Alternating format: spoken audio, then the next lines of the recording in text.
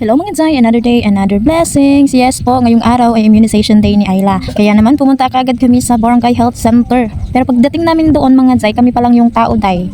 Tapos ilang oras pa kaming nakaupo, nababagot na lang ako Day. Wala pa talagang dumadating Day. Sobrang aga namin, most punctual of the day talaga tong taong ito. Ayaw talagang magpa-late, sana all.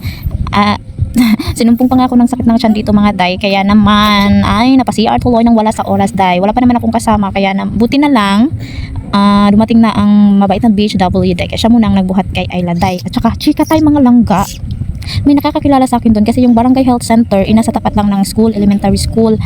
At sabi nga ng isang estudyante doon, nakita niya ako. Sabi niya, "Uy, ate, nakita kita sa sa TikTok." Sabi ko, "We, kilala mo ba ako?" Sabi niya, tapos sinabi niya ang pangalan ko, Day. Talagang tama nga yung sagot niya, Day. Tapos kahit hindi ko siya tinanong, Day, kung anong username ko sa TikTok, nasagot niya, Day. Ay nako, Day, mayroon akong fans, charot.